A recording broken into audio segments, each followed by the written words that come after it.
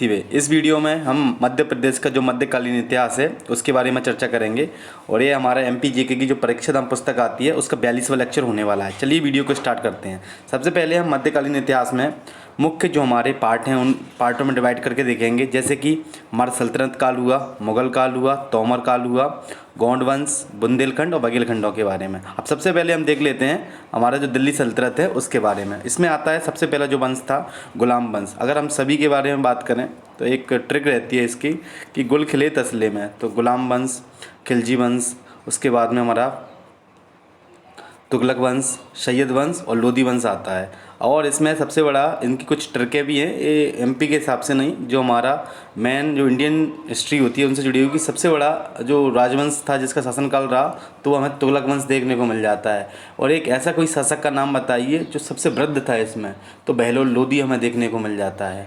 ठीक है, और जिसका सबसे बड़ा शासन था वो हमें MBT महमूद बिन तुगलक देखने को मिल जाता है। इसके साथ में सबसे ज़्यादा आक्रमण किसी ने सहे विदेशियों के, तो वो हमें अलाउद्दीन खिलजी देखने को मिल जाता है। इसी प्रकार से सबसे पहले हम बात करेंगे गुलाम वंश के बारे में। इसका शासनकाल हमारी जो दिल्ली की सत्ता थी उस पर 1206 से लेकर 1290 तक देखने को मिलता है। और इसको मध्य प्रदेश के संदर्भ में देखें तो जो 1202 था तो कुतुबुद्दीन ऐबक ने जो चंदेल राजा परमादेव देव थे उनको हराकर कलिंजर और खजुराहो को जीता। क्या था कि हम बात करें जो चंदेल वंश थे तो उनकी जो पहली राजधानी हुआ करती थी खजुराहो हुआ करती थी, उसके बाद में कलिंजर, और फिर बाद में जब परमादेव देव आए तो उन्होंने महोबा को अपनी राजधानी बनाया। अलाउद्दीन के बारे में आपने सुना होगा, उनके जो प्रमुख सेनापति हुआ करते थे जिन्हें पृथ्वीराज चौहान ने अपने युद्ध में उनको हराया था।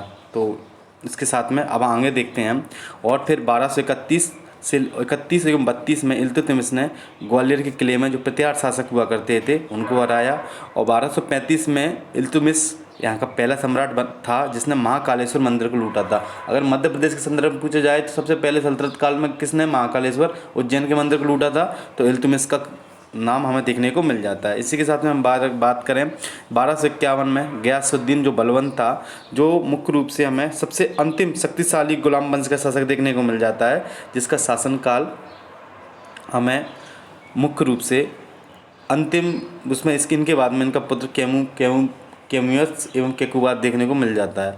तो ये लोह रक्त की नीति नरवर के राजा चाहड़देव को इन्होंने आक्रमण करके हराया था। अब बात कर लेते हैं हम खिलजी वंश की। यह मुख्य रूप से दिल्ली की सत्ता पर 1290 से लेकर 1320 तक देखने को मिल जाते हैं। मुख्य इनके संस्थापक के रूप में देखें तो जलालुद्दीन खिलजी, और इनके बाद में सबसे शक्तिशाली सम्राट जिसने सिकंदर सानी की उपाधि धारण की थी वो हमें अलाउद्दीन खिलजी देखने को मिल जाता है। तो जलालुद्दीन खिलजी ने मालवा को लूटा था। उसके बाद में 1292 और 93 में अलाउद्दीन का जो सेनापति था एनान मुल्क, ये क्वेश्चन बनता है कि मालवा पर अलाउद्दीन कालीन किसने आक्रमण किया था, तो एनान मुल्क ने आक्रमण किया था और यहाँ के जो शासक हुआ करते थे मैलक देव उनकी हत्या कर दी थी। इसी के साथ में 1296 में अलाउद्दीन ने कलिंजर, चंदेरी, धार व मांडू जैसे नगरों को भी लूटा था। उसके बाद में उन्होंने कहा था कि अमीर खुसरो ने लिखा था कि जो मांडू विजय दक्षिण विजय की कुंजी था, यह कथन अमीर खुसरो ने अलाउद्दीन खिलजी की मांडू विजय के दौरान कहा था। दमोह में स्थित सलैया जो हमें शिलालेख, सबसे पहले क्वेश्चन बनता है कि सलैया शिलालेख हमें कहाँ देखने को मिलता है, तो सलैया शिलालेख हमें दमोह में देखने को मिल जाता है। और इसमें अलाउद्दीन को सार्वभौम का शासक भी कहा गया है। अब हम बात कर लेते हैं दिल्ली सल्तनत का सबसे बड़ा शासन जिन तुगलकों का, जिनकी जो स्थापना 1320 में होती है और 1414 तक यह शासन चलता है। और जो हमारा दमोह का देखो सलैया अभिलेख भी हमें दमोह में देखने को मिल जाता है और बटियागढ़ भी अभिलेख हमें दमोह में देखने को मिल जाता है। गयासुद्दीन तुगलक के आधिपत्य के साक्ष्य में यहाँ पर मिलते हैं। इसी के साथ में संस्कृत भाषा में यह अभिलेख दमोह में ज्ञात हुआ है, जो तुगलक वंश का मध्य प्रदेश में जो विस्तार था वो हमें बताता है। इसी के साथ में फिरोज शाह तुगलक का जिक्र जो सागर में दुल्लनीपुर अभिलेख है उसमें भी देखने को मिल जाता है। अब इसमें ये भी बताया गया है कि जब दिल्ली से दौलताबाद जब वो अपनी राजधानी ट्रांसफ़र कर रहा था MBT मोहम्मद बिन तुगलक, तो उसने धार के किले का पुनर्निर्माण कराया था। और इस धार के किले का पहले जो निर्माण कराया था वो लीलोधन के नाम से राजा भोज के द्वारा कराया गया था। इसके बाद में हम बात कर लेते हैं MBT की। MBT के समय में गुलिक खां ने जो गुलिक खां हुआ करता था वो चंदेरी का प्रशासक हुआ करता था। वहीं फिरोज शाह तुगलक ने मलिक रजा जो बुरहानपुर के थे तो उन बुरहानपुर में उनको सूबेदार नियुक्त किया और इन्हीं ने बाद में जाकर अपने एक स्वतंत्र राजवंश की भी स्थापना कर ली थी। तुगलक वंश के इस समय में मालवर में दिलावर खां गौरी ने स्वतंत्र होने की घोषणा की और मालवा में सल्तनत की शुरुआत करी। और जो मैंने आपको बताया था एमबीटी से जुड़े किले का निर्माण, वही सभी लिखा हुआ है। उसके बाद में हम देखते हैं लोधी वंश के बारे में। तो यह मुख्य रूप से ध्यान रखना 1400 से 1451 तक सैयद वंश का शासन रहता है, लेकिन ये मुख्य शासक नहीं हुआ करता, क्योंकि जो हमारे मुख्य रूप से जो अफगान शासक हुआ करते थे उनके नाम पर ही यहाँ पर शासक किया करते थे। तो जिसमें मुख्य शासक हुआ करते थे हमारे खिज़्र खां हमें देखने को मिल जाते हैं। उसके बाद सबसे प्रमुख शासन आता है लोधियों का। तो बहलोल लोधी ग्वालियर पर पहला आक्रमण करते हैं और जो मान सिंह तोमर थे उनको पराजय यहाँ पे मिलती है। उसके बाद में उनका प्रमुख जो शासक हुआ करते हैं सिकंदर लोधी, वो यहाँ आते हैं और आगरा को अपनी राजधानी, ये पहले तो आगरा शहर का निर्माण करते हैं, फिर उसके बाद में आगरा पे अपनी राजधानी बनाते हैं और ग्वालियर पर नियंत्रण कर लेते हैं। सिकंदर लोधी ने ग्वालियर पर 5 बार आक्रमण किया और लेकिन जीत नहीं सका, कि एक भी आक्रमण में जीत नहीं सका। ऐसा कौन सा शासक था जिसने ग्वालियर पर 5 बार आक्रमण किया? तो सिकंदर लोधी हमें देखने को मिल जाता है, लेकिन वह जिसको जीत नहीं सका। वहीं हम बात करें इब्राहिम लोधी के बारे में, तो ये हमें लोधी वंश का अंतिम शासक देखने को मिल जाता है। और तोमर वंश का जो शासन विक्रमाजीत थे वो ग्वालियर में, उनको इन्होंने क्या किया था? हराया था और ग्वालियर को जीत लिया था। और सल्तनत काल का एक पहला ऐसा शासक हुआ जो युद्ध क्षेत्र में मारा गया था।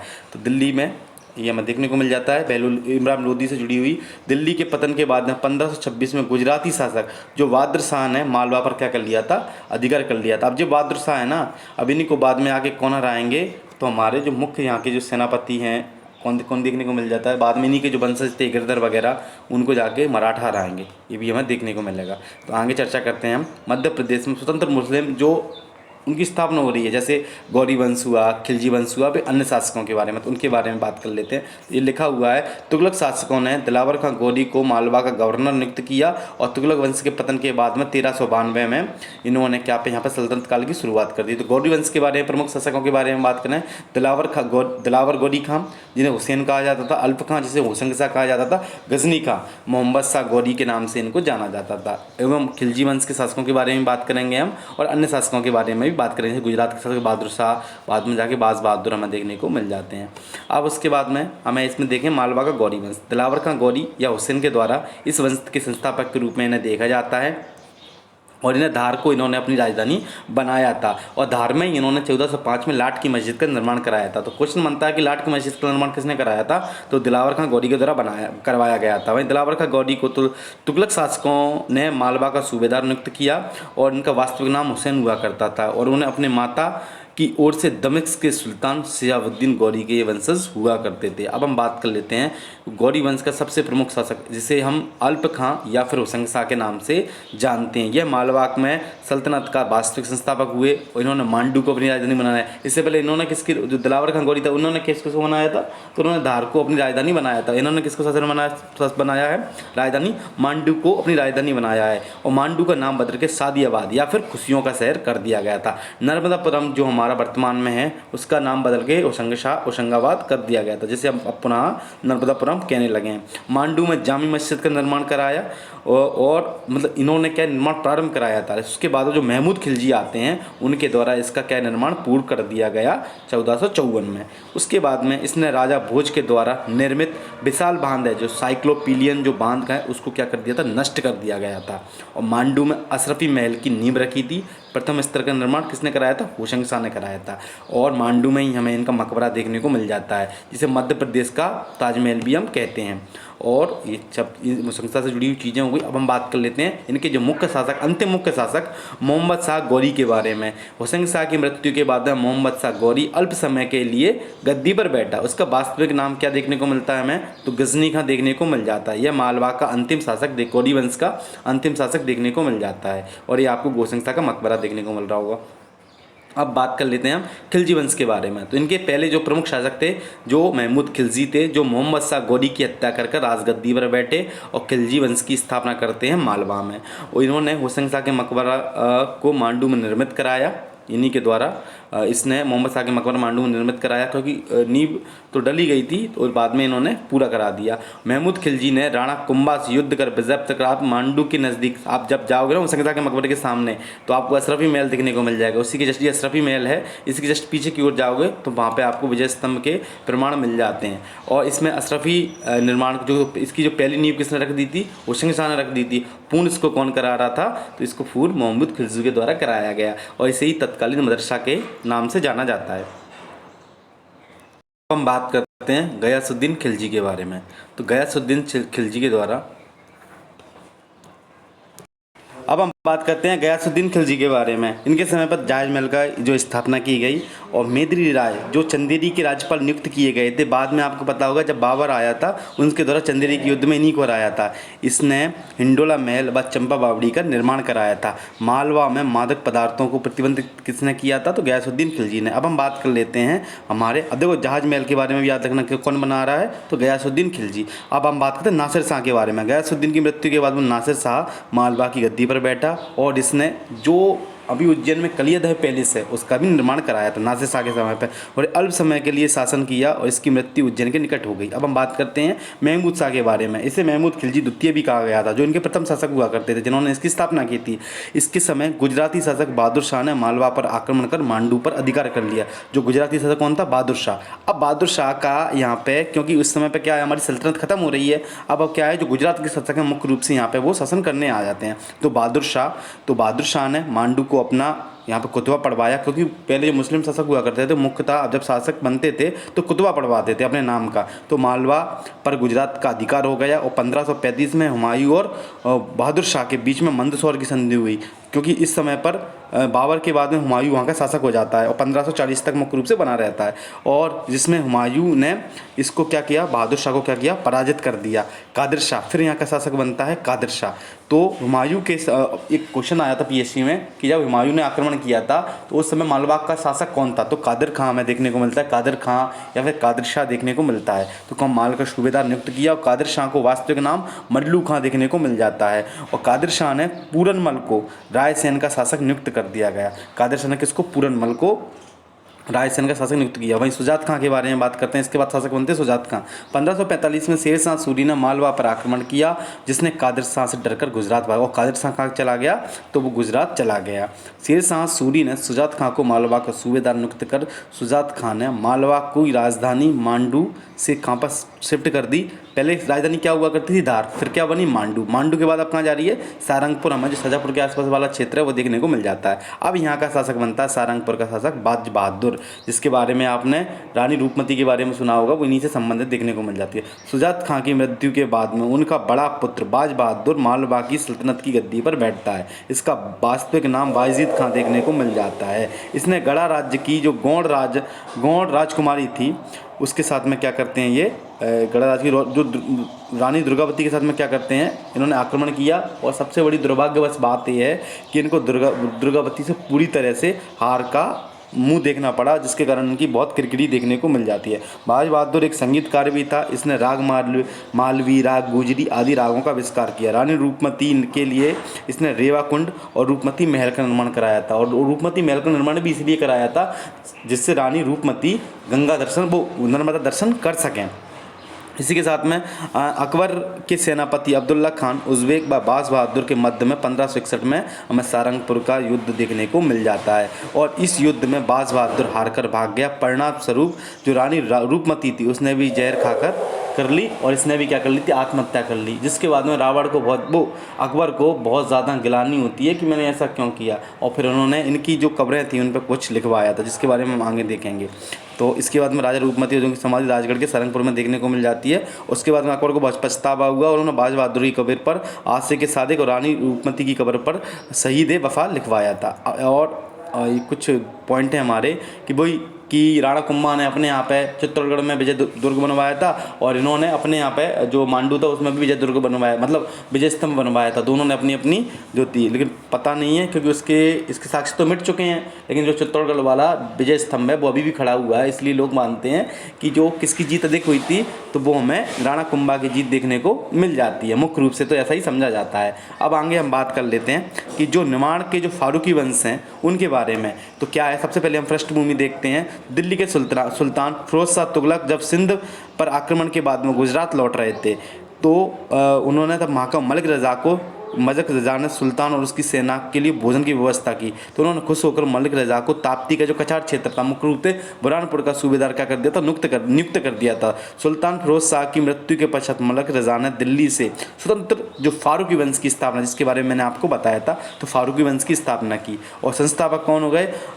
मलिक अहमद रजा। शासित क्षेत्रों के खानदेश, बुरहानपुर वाला, विजय सेन व बीजागढ़ क्षेत्र है खरगोन का, उसका। अन्य शासक मलिक नासिर खान, मीर आदिल खान, मीरन मुबारक खान, मीरन आदिल खान द्वितीय, मीरन मोहम्मद खान एवं जो अली रज़ा अली खान और मीर बहादुर खान हमें देखने को मिल जाते हैं। विशेष क्या देखने को मिलता है इनसे जुड़ा हुआ? तो मलिक रज़ा ने अपने पुत्र नासिर की शादी मालवा के जो प्रथम गौरी शासक दिलावर खां थे उनकी पुत्री के साथ हो गया और अपनी स्थिति को क्या कर दिया, मजबूत कर दिया। मलिक रज़ा ने अपने पुत्र नासिर की शादी कर ली, किसी दिलावर खां गौरी की लड़की से। उसके बाद 1399 में अहमद रज़ा ने के पुत्र मलिक नासिर ने राजा अहिर राजदों में अहिर वंश देखने को मिलता है बुरहानपुर के पास में, धोखा देकर असीरगढ़ पर क्या कर दिया गया, कब्जा कर लिया। वहीं गुजरात के शासक अहमद शाह ने मलिक नासिर को खान की उपाधि दी और तब से इस प्रदेश को क्या कहने लगे, हम खानदेश कहने लगे। बुरहानपुर का पुराना नाम ब्रगनापुर या भट्टपुर हुआ करता था। ब्रगनापुर का नाम बदलकर मलिक नासिर खान ने शेख बुरहाउद्दीन के नाम पर बुरहानपुर कर दिया गया। इनके क्या उस समय गुरु हुआ करते थे, जैसे कि आपको उसके बारे में होगा, सिकंदराबाद की स्थापना, बुलंद दरवाजे का निर्माण कर रहे हैं, तो वो किसको लेके कर रहे हैं हमारे।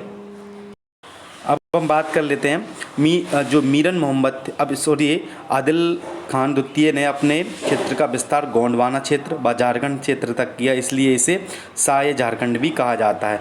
मीर मोहम्मद खान की मां रकैया बेगम ने बुरहानपुर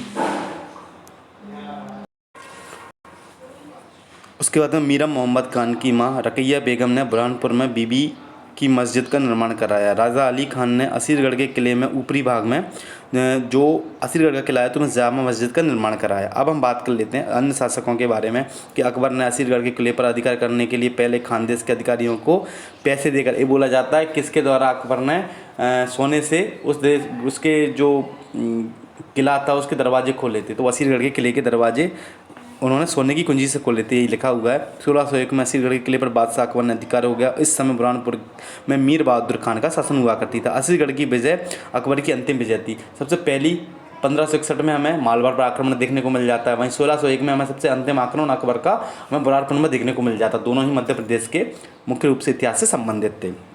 उसके बाद में बुरहानपुर में मुगल सूबेदार दानियाल जो मुख्य बुरहानपुर में जो मुगल सूबेदार कौन से, दानियाल। 1601 में अकबर ने शहजादा दानियाल को जो बुरहानपुर के सूबेदार नियुक्त किया और उन्होंने खानदेश की जगह से दानदेश भी कहा जाने लगा। उसके बाद में शहजादा प्रवेश, इसमें जो इस समय इंग्लैंड के राजा जेम्स प्रथम के राजदूत टॉम स्रो शहजादा प्रवेश से मिलने के लिए बुरहानपुर के दरबार में गया और जहांगीर से मिलने कहाँ आया था, तो मांडू आया था। उसके बाद में जो हमारे शहजादा खुर्रम थे, जो कि जहांगीर के समय पर देखने को मिल जाते हैं, तो जिसे खुर्रम शाहजहाँ कहा जाता था। इसी के समय बुरहानपुर में शहजादा की जो पुत्री थी रोशन आरा और हुस्न आरा का जन्म होता है और प्रारंभिक काल में शहजहाँ ने जो बुरहानपुर पर ही शासन चलाया और मुमताज़ की जो मृत्यु होती है ना, वो हमें यहीं देखने को मिल जाती है।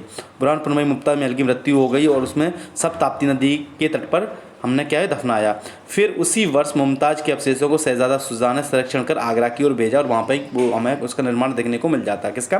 ताजमहल का। महावत खां शहजादा शाहजहाँ के समय पर दक्षिण का सूबेदार नियुक्त किया गया और वहाँ से वो कहाँ चला गया, बुरहानपुर चला गया। औरंगजेब जो उत्तराधिकारी युद्ध में औरंगजेब ने दक्षिण का सूबेदार नियुक्त किया था, मुख्य रूप से हमें ये देखने को मिलती है। अब हम बात कर लेते हैं जो मुगलकालीन मध्य प्रदेश हुआ करता था तो कैसा हुआ करता था उसके बारे में।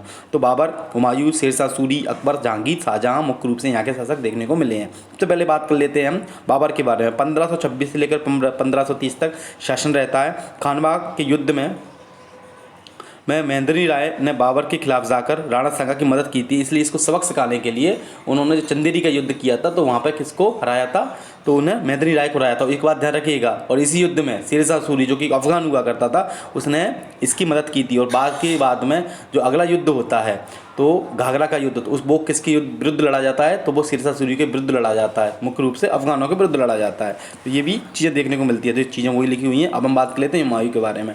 तो हुमायूं का जो मुख्य शासन है वो 1530 से लेकर हमें 1540 देखने को मिलता है। उसके बाद में अंतिम जो 1-2 वर्ष के लिए देखने को मिलता है, उसके बाद इनकी मृत्यु हो जाती है 1555 के आसपास में।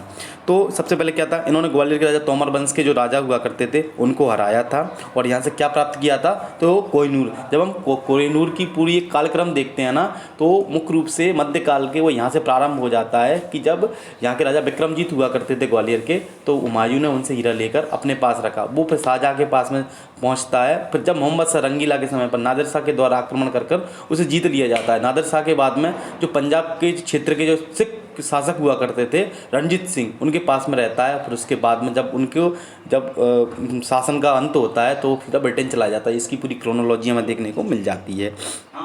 और उसके बाद में 1539 में चौसा के युद्ध में बघेल राजा वीरभानु ने हुमायूं की मदद की थी। इस कारण से मुगल शासकों ने उसे क्या कर दिया था, कर मुक्त कर दिया था। 1535 में हुमायूं और बहादुर शाह के बीच में मंदसौर का युद्ध हुआ, जिससे हुमायूं ने बहादुर शाह को क्या कर दिया, पराजित कर दिया। शेर शाह, फिर उसके बाद में आपको पता है 64वां बिलग्राम के युद्ध होते हैं, कन्नौज बिलग्राम बोलते हैं उसको। उसमें जो 1540 था, उसमें क्या है, शेर शाह सूरी हुमायूं को हरा देते हैं और हुमायूं क्या है यहाँ से भाग जाते हैं। और उसके बाद में यहाँ पे शासन किसकी मुगल शासन में किसकी स्थापना होती है, अफगानों का शासन प्रारंभ हो जाता है। एक बात ध्यान रखिएगा, वो जो लोधी वंश था वो भी एक अफगानी शासक था। उसके बाद में अगर दिल्ली की सत्ता पर अगर कोई बैठ रहा है तो वो दूसरा अफगान शासक कौन था, तो वो हमें शेर शाह सूरी देखने को मिल जाता है। शेर शाह सूरी ने रायसेन के किले पर आक्रमण किया, पूर्वमल के साथ के विश्वासघात कर उसकी हत्या कर दी। और 1545 में कलिंजर का अभियान के दौरान उसका एक उक्का नामक एक तरीके से था गोला था, वो उन्होंने जो किले की दीवार पर मारा और वो लौट के वापस उनके पास में आके फट गया। इसी कारण इनकी मृत्यु देखने को मिलती है। शेर शाह सूरी ने आगरा से लेकर बुरहानपुर तक सड़क का निर्माण कराया था।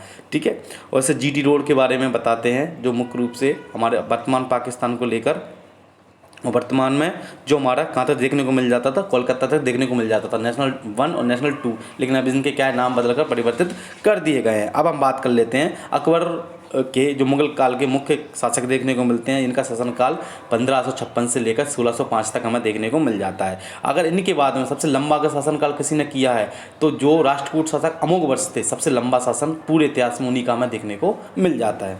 उसके 1561 में अकबर ने मुगल सेनापति आदम खां और अब्दुल्ला खां उज़्बेक को मालवा के शासक बहादुर शाह पर आक्रमण करने के लिए भेजा। और 1561 में सारंगपुर का युद्ध में आदम खां और अब्दुल्ला खां ने उज़्बेक ने बहादुर शाह जो बाज बहादुर था उसको क्या कर दिया, पराजित कर दिया गया। और बाज बहादुर पराजित मालवा को छोड़कर भाग गया और रूपमती ने क्या कर दिया गया, जहर खा लिया। और इसी दोनों की वहीं पर उन्होंने आत्मदाह कर ली। तो इन्हीं के उस पर कब्र पर जो लिखवाया था आशिक सदिक और आशिक वफा, वो तो अकबर ने ही लिखवाया था। तो अकबर 1564 में अकबर ने गोंडवाना अभियान में दुर्गावती के खिलाफ सेनापति आसिफ खां को भेजा। और अकबर का अंतिम अभियान 1601 में हमें असीरगढ़ में मीर बहादुर के खिलाफ हुआ। में अकबर के समय में अब्दुल रहीम खान खाना ने बुरहानपुर में मुगल सूबेदार की हैसियत से जल वितरण जो व्यवस्था थी, जिसमें खूनी भंडारा का निर्माण कराया। इस प्रकार से जल वितरण व्यवस्था को भारत के अलावा ईरान में भी अपनाया गया है। अकबर के शासनकाल में तानसेन, बेजू, बाबरा जैसे संगीतकार हुआ करते थे। अकबर के नवरत्न में शामिल बीरबल का जन्म सिंधी जिले के घोघरा गांव में हुआ था। अकबर के नवरत्न में शामिल मुल्ला दो प्याजा की कब्र हरदा जिले में की जो हांडिया है हमें देखने को मिलता है। हांडिया क्षेत्र मुख्य रूप से नर्मदा का हमें नाभि भी देखने को मिल जाता है। अब करते हैं हम जहांगीर के बारे में। 1605 से लेकर 1627 तक जहांगीर का शासनकाल देखने को मिल जाता है। जहांगीर का के कहने पर वीर सिंह बुंदेला ने अबुल फजल की हत्या कर दी थी। कहाँ पर? ग्वालियर के पास आतली नामक क्षेत्र पर। उसके बाद वीर सिंह बुंदेला ने ही जहांगीर के लिए ओरछा में जहांगीर महल का निर्माण कराया। पर 1615 में टॉम्स रो जहांगीर से मांडू किले में मिलने के लिए आया था। उसके बाद में शहजादा परवेज से मिलने बुरहानपुर गया था। जहांगीर ने अपने पुत्र खुसरो की हत्या बुरहानपुर के किले में की थी और खुर्रम को शासक बनाया था बाद में। शाहजहाँ के काल में विदेशी यात्री ट्रेवियर ने बुरहानपुर की 2 यात्राएं की। शाहजहाँ की पुत्री रोशन आरा का जन्म बुरहानपुर में होता है। मुमताज़ की मृत्यु बुरहानपुर में होती है। उसके बाद ताप्ती नदी के किनारे उनको सबको दफनाया जाता है। इसी वर्ष मुमताज़ की कैद को शहजादा जो शुजा था वो कहाँ ले गया था? आगरा ले गया था, जहाँ पर उसमें उसका निर्माण कराया गया था ताजमहल का। अब बात कर लेते हैं हम जो औरंगजेब के बारे में। तो 1658 से लेकर 1707 तक इनका शासन देखने को मिल जाता है। बुंदेल जो शासक छत्रपाल ने औरंगजेब के खिलाफ बुंदेला विद्रोह का नेतृत्व किया। औरंगजेब ने गोंड राज्य की जो राजधानी देवगढ़ को नाम बदलकर क्या कर दिया गया, इस्लामगढ़ कर दिया गया। क्या कर दिया, इस्लामगढ़ कर दिया गया। उसी के बाद में साकी मुस्तैद खां द्वारा लिखित मासरे आलमगीरी पुस्तक में औरंगजेब ने देवगढ़ पर जो आक्रमण किया था, हमें उसकी भी जानकारी देखने को मिल जाती है। इसके समय में 1670 में शिवाजी के सेनापति प्रताप राय गुर्जर ने खानदेश में चौथ कर क्या किया था, वसूला था। कौन थे सेनापति, प्रताप राय गुर्जर। उसके बाद में 1679 में औरंगजेब ने बुरहानपुर खानदेश में जजिया कर लगाया था। किसके द्वारा, औरंगजेब के द्वारा खानदेश में। औरंगजेब का सेनापति दोस्त मोहम्मद खां था, जिसने बाद में 1724 में भोपाल में जो भोपाल रियासत की स्थापना की थी। एक बात ध्यान रखने का, जब दक्षिण में नियंत्रण कर रहे हैं ना ये, तो दक्षिण में नियंत्रण बुरहानपुर से कर रहे हैं। जो भी मुस्लिम शासक के जो भी शहजादे हुआ करते थे वो कहाँ पर नियुक्त कर दिए जाते थे, बुरहानपुर में आके नियुक्त कर दिए जाते थे। अब हम देख लेते हैं जो हमारा मध्य प्रदेश है उसमें जो तोमर वंश है, तो सबसे पृष्ठभूमि प्रमुख शासक योगदान। पृष्ठभूमि क्या है, इंद्रप्रस्थ की जो मरम्मत कराकर दिल्ली शहर में तोमर वंश की स्थापना अनंतपाल के द्वारा की गई। किसके बाद, अनंगपाल के द्वारा की गई। उसके बाद में कालांतर में दिल्ली शहर में मुस्लिम शासन के पश्चात इनकी 3 शाखाएं देखने गई। एक हमें पाटन की शाखा, रोहिलाखंड की शाखा और ग्वालियर मुरैना की शाखा। जो हम तोमर वंश देख रहे हैं ना ग्वालियर में, वो यही वाला इन्हीं की शाखा देखने को मिल जाती है। पाटन की शाखा गुजरात में, रोहिलाखंड की जो शाखा है उत्तराखंड में और ग्वालियर मुरैना की शाखा मध्य प्रदेश में देखने को मिल जाती है। प्रमुख शासक कौन से थे, वीर सिंह देव, उद्रण देव, बीरम देव, गणपति देव, डुंगरेंद्र सिंह देव। उसके बाद में कीर्ति सिंह, कल्याणमल, मान सिंह, विक्रमजीत सिंह। जो इब्राहिम लोदी ने विक्रमजीत को पराजित किया था। नोट, जो तोमर वंश की जो हमें जो सभी जानकारी प्राप्त कर रही है ना, तो ये हमें जो ग्वालियर में जो पुरातात्विक संग्रहालय है उसमें हमें देखने को मिल जाती है। अब हम बात कर लेते हैं जो ग्वालियर के प्रमुख शासक थे तोमर वंश के, उनके बारे में। तो वीर सिंह देव तोमर के बारे में, तो एक ग्वालियर व मुरैना वाले क्षेत्र में 14वीं शताब्दी में इन्होंने अपने शासन की स्थापना की। इन्हीं के यहाँ पर एक विद्वान रहा करते थे, इनका नाम था तोमर भट्ट, जो कि संगीत के प्रमुख विद्वान हुआ करते थे और इनके द्वारा संगीत दर्पण नामक पुस्तक की रचना की। तो पूछ लिया जाए अगर तोमर वंश के प्रमुख जो शासक थे तो कौन थे, तो वो वीर सिंह देव हुआ करते थे तोमर। तो उनके द्वारा जो कौन सी जो पुस्तक की रचना की जा रही है, तो वो संगीत दर्पण की रचना की जा रही है। तो ये प्रमुख शासक कौन थे, हो रहे हैं वीर सिंह देव। अगर हम देखते हैं मान सिंह तोमर, ये स्वयं एक अच्छे संगीतज्ञ हुआ करते थे। जैसे मान सिंह तोमर ने नहरों का निर्माण कराया, इनके द्वारा मान कोतवाल संगीत के ग्रंथ की रचना की गई, इनके द्वारा ध्रुपद शैली को लोकप्रिय बनाया गया। इन्हें ग्वालियर में गुजरी महल या बादलगढ़ महल का निर्माण कराया। गुजरी महल इनकी एक प्रेयसी थी गुजरी, उनके द्वारा कराया गया था। उसके बाद बृंदालाल वर्मा द्वारा रचित मृगनयनी उपन्यास में जो गुजरी को मृगनयनी कहा गया है, उस जो गुजरी रानी थी उनको मृगनयनी कहा गया है। इनके नाम पर मान सिंह तोमर ने संगीत विश्वविद्यालय जो ग्वालियर में स्थापित किया था। और मान सिंह के जो प्रसिद्ध सामंत मंत्री खेमचंद थे, इनके दरबार में ही मित्र मिश्र, श्रोमणी मिश्र व हरिनाथ मिश्र भी प्रमुख दरबारी देखने को मिल जाते हैं। मित्रोदय की रचना इनके जो मित्र मिश्र थे उनके द्वारा की गई। वहीं हम देखें राग दर्पण और मान कोतवाल को फारसी में अनुवाद किया गया। इनके द्वारा ग्वालियर में मान मंदिर का निर्माण भी देखने को मिल जाता है। अब हम बात कर लेते हैं राजा विक्रमजीत के बारे में या विक्रमादित्य के बारे में। यह राजा मान सिंह के पुत्र हुआ करते थे। इन्होंने ग्वालियर के किले में विक्रम महल का निर्माण कराया। इनके द्वारा 1518 में जो इब्राहिम लोदी ने ग्वालियर पर आक्रमण किया था ना, तो उस समय ये क्या यहाँ पर उपस्थित थे और इनको किसके द्वारा हराया गया था, इब्राहिम लोदी के द्वारा हराया गया था। आक्रमण के बाद इब्राहिम लोदी के अधीनता स्वीकार कर ली और उन्हें उनके जागीरदार बन गए। 1526 में पानीपत के पहले युद्ध में इब्राहिम लोदी की ओर से लड़ते हुए वीरगति को क्या हुए, प्राप्त हुए। अब हम बात कर लेते हैं मध्य प्रदेश में जो गोंडवाना राजवंश है उसके बारे में।